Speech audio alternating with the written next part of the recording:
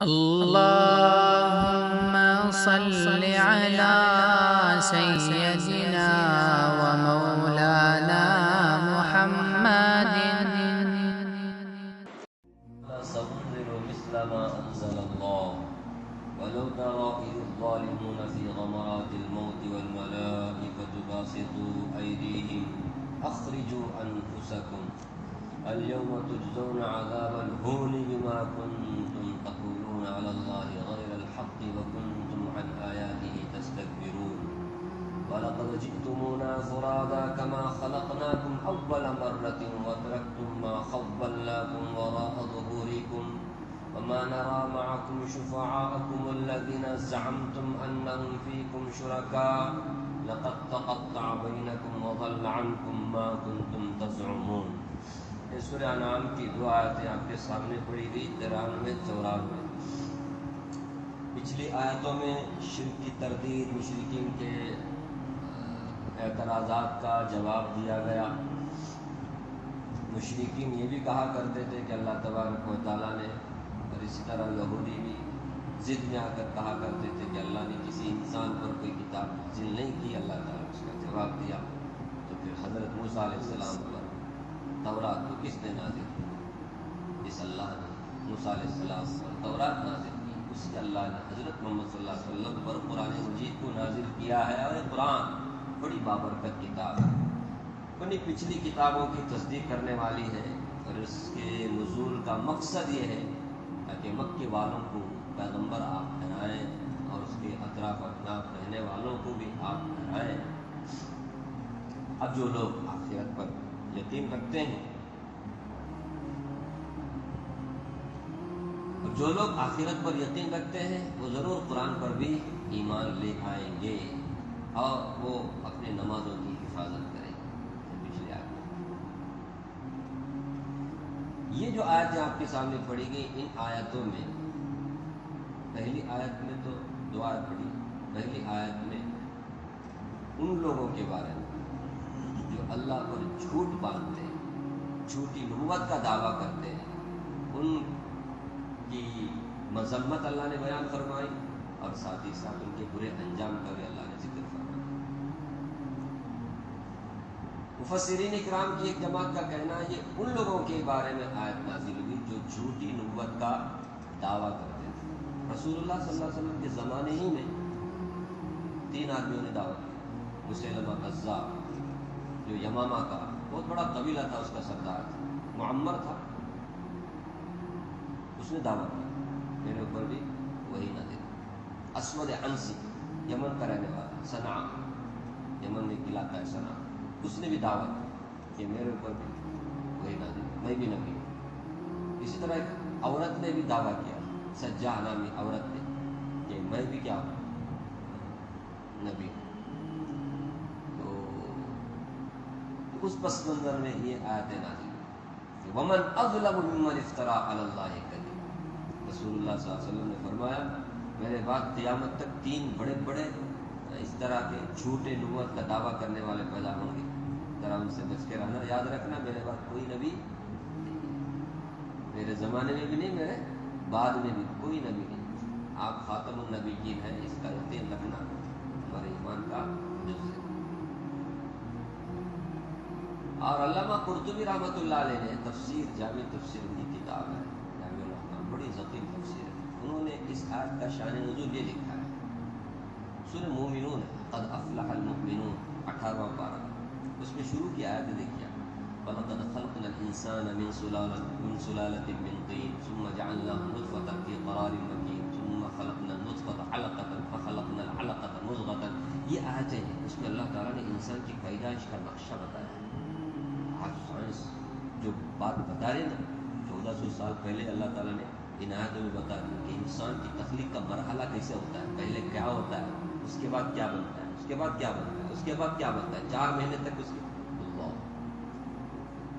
یہ آپ صلی اللہ علیہ وسلم پر آیتیں جب نازل ہوئی تو آپ صلی اللہ علیہ وسلم نے عبداللہ ابن ابی بن سرح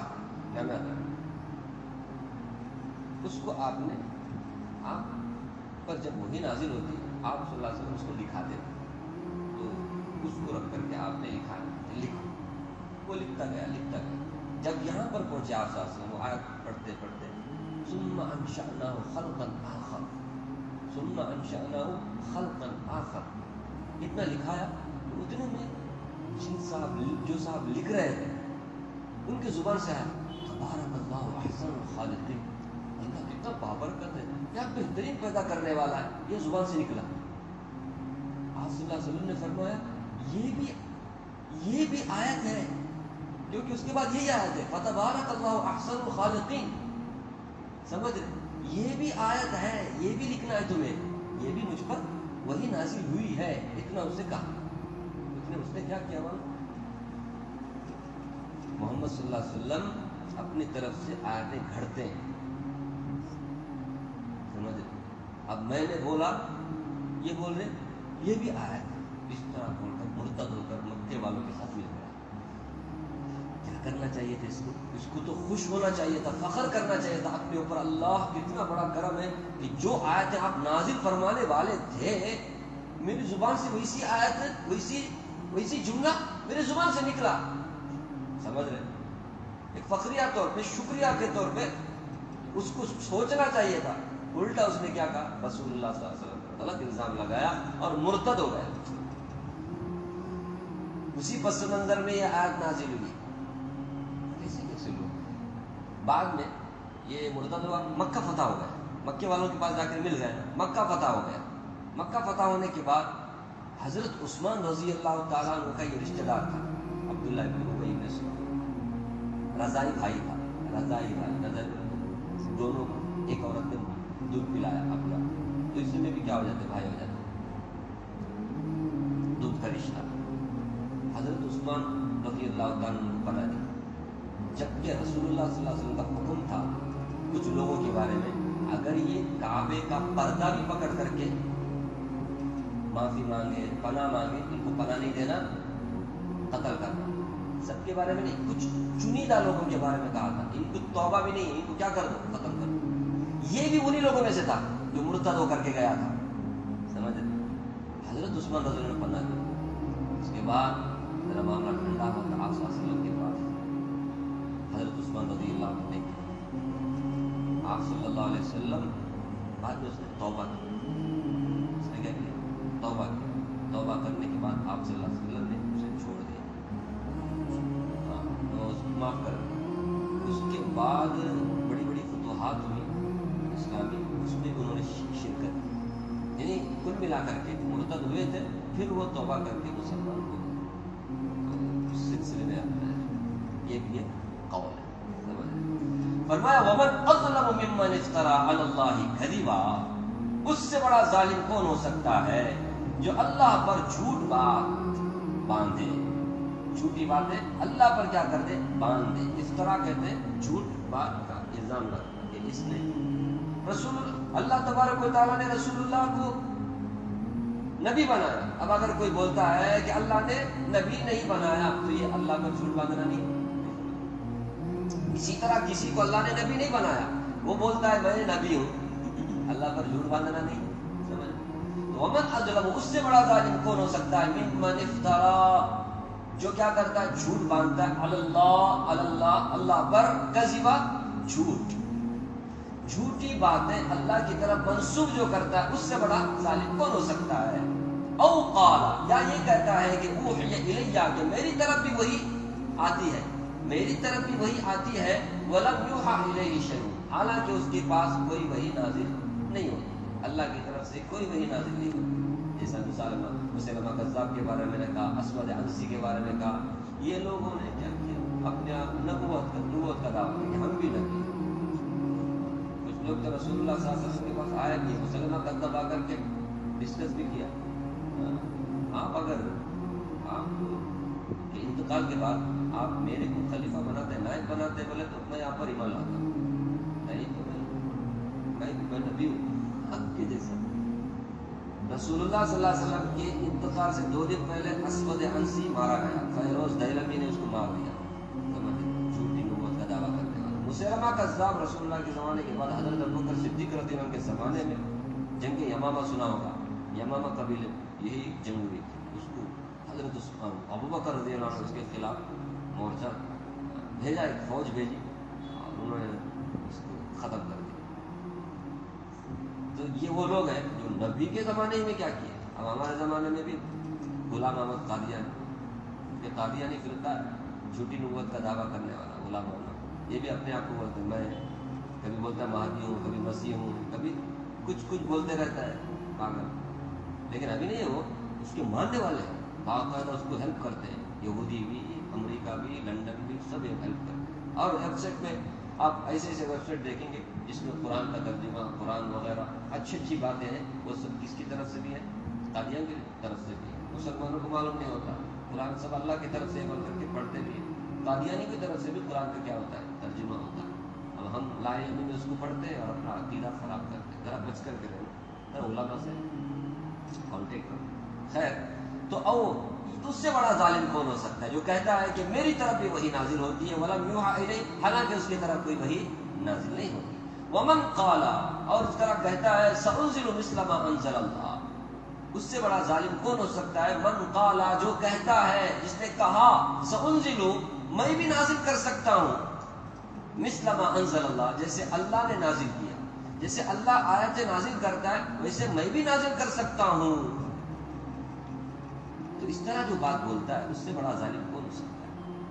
نضر بن حارث رسول اللہ صلی اللہ علیہ وسلم کے زمانے میں ایک ایسا مشرک تھا، ایسا ضدی مشرک تھا، وہ باقاعدہ دعوت دیتا تھا تم کو محمد صلی اللہ علیہ وسلم وہ اس قوم عاد، قوم سمود، فلاں فلاں کے قصے سناتے ہیں نا، اس سے اچھے قصے میں سناتا ہوں، آؤ۔ انہوں کیا سناتے؟ آؤ میں اس سے اچھے قصے سناتا ہوں۔ تو اس کی طرف اشارہ ہے کہ جیسے اللہ نے نازل کیا ویسے میں بھی کیا کر سکتا ہوں تمہارے سامنے۔ اس سے بڑا ظالم کون ہو سکتا ہے؟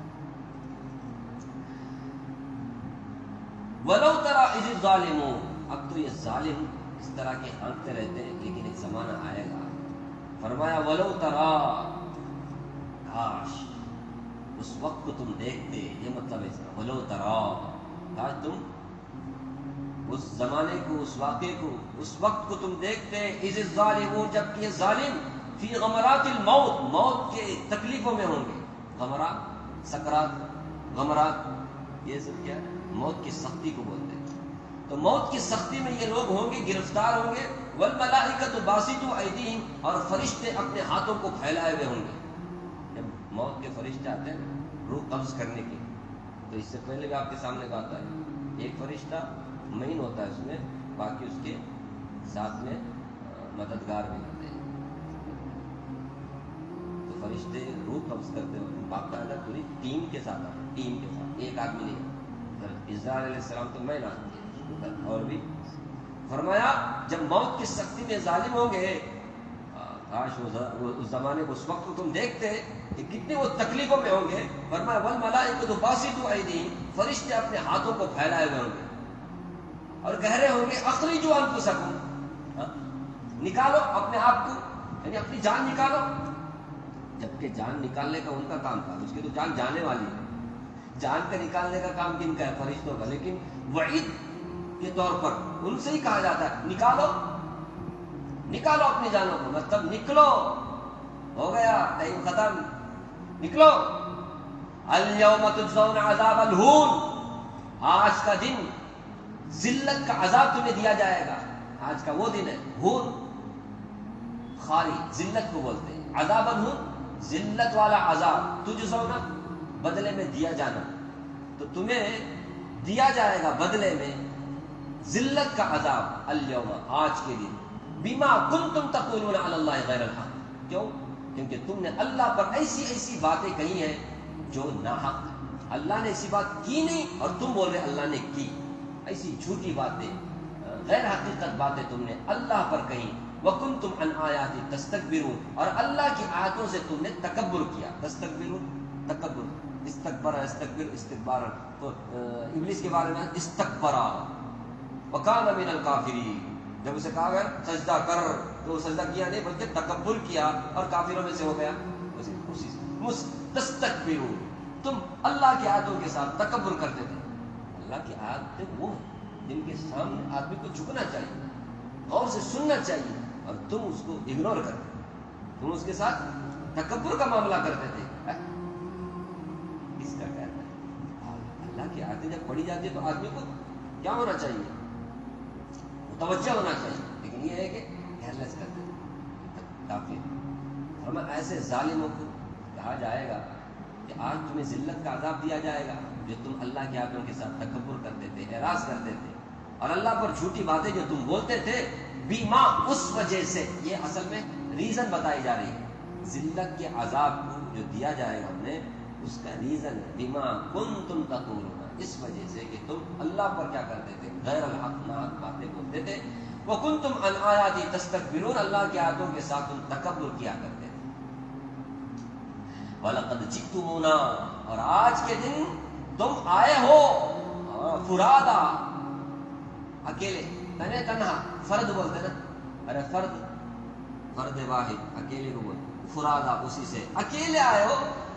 جاء یجیء کے معنی اس سے پہلے بھی آیا آنا. جئتمونا، جئتم تم لوگ آئے، جئتمونا ہمارے پاس. تو وَلَقَدْ جِئْتُمُونَا، تم لوگ اب آئے ہو. سمجھے؟ اللہ تبارک و تعالیٰ کا فرمان. جب موت آتی ہے تو پھر ملاقات کس سے ہوتی ہے؟ اللہ سے. فرمایا وَلَقَدْ جِئْتُمُونَا، تم آج آئے ہو فرادا، اکیلے، تنے تنہا. کما خلقناکم اول مرہ، جیسا کہ ہم نے تمہیں پہلی مرتبہ پیدا کیا. جب پہلی مرتبہ پیدا کیا اور تم آئے دنیا میں تو کیا بڑی فوج کے ساتھ آئے تھے؟ سیکورٹی گارڈ، باڈی گارڈ، کوئی ساتھ میں تھا؟ تمہارا دوست، تمہارا فرینڈ کوئی تھا؟ دنیا میں جب آیا تھا آدمی تو کیسے آیا تھا؟ کیسے آیا؟ تنے تنہا آیا تھا، اس کے ساتھ کوئی بھی نہیں تھا نا. اللہ فرماتے آج تم آئے ہو تنے تنہا ہمارے پاس، جیسا کہ کما خلقناکم اول مرہ، جیسا کہ ہم نے تمہیں پیدا کیا اول مرہ، پہلی مرتبہ. جب پہلی مرتبہ تم کو ہم نے پیدا کیا، یعنی دنیا میں تمہیں وجود بخشا، کوئی تمہارے ساتھ نہیں تھا. آج تم آئے ہو، نہ تمہارے ساتھ کوئی باڈی گارڈ ہے، نہ تمہارا کوئی دوست ہے، نہ تمہاری اولاد ہے، نہ تمہاری بیوی ہے، نہ تمہارے نوکر ہیں، نہ تمہارے چاکر ہیں، کوئی بھی نہیں. تنے تنہا آئے ہو. کہاں ہیں تمہارے وہ نوکر چاکر جس پر بڑا فخر تھا تمہیں؟ کہاں ہیں تمہارے وہ باڈی گارڈ جو تمہیں باقاعدہ حفاظت فراہم کرتے تھے، سیکورٹی فراہم کرتے تھے؟ کہاں گئے؟ اکیلے آئے ہو، اکیلے. وَتَرَكْتُمْ مَا خَوَّلْنَاكُمْ وَرَاءَ ظُهُورِكُمْ، اور تم نے چھوڑ دیا ما خَوَّلْنَاكُمْ، جو کچھ بھی ہم نے تمہیں دنیا میں نعمتیں دی تھی. ما وہ چیزیں، خَوَّلْنَاكُمْ جو ہم نے تمہیں دی تھی. کہاں؟ دنیا میں. مال، دولت، کوٹھی، بنگلہ، کار، جائیداد، زمینیں، جو کچھ ہم نے تمہیں دنیا میں دی تھی سب چھوڑ کے آئے ہو، لے کے نہیں آئے ہو. کہاں ہے وہ کوٹھی؟ کہاں گیا تمہارا وہ فلیٹ؟ کہاں گیا وہ پلاٹ؟ کہاں گیا وہ گاڑی؟ کہاں گئی وہ دولت، وہ مال؟ سوئٹزرلینڈ کہاں ہے؟ لے کے آئے نہیں. وَتَرَكْتُمْ تم نے چھوڑ دیا ما خَوَّلْنَاكُمْ وَرَاءَ ظُهُورِكُمْ، اپنے پیٹھ پیچھے. وراء پیچھے، ظہور ظہر کی جمع، ظہر پیٹھ. بطن بولتے پیٹ کو، ظہر بولتے پیٹھ کو. تو اپنے پیٹھ پیچھے جو چھوڑ کر کے تم آئے، جو کچھ بھی ہم نے تمہیں دیا تھا دنیا میں، وراء ظہورکم، تم اپنے پیٹھ پیچھے چھوڑ کر کے آ گئے. دنیا میں رہتے ہوئے آدمی کیا کرتا ہے؟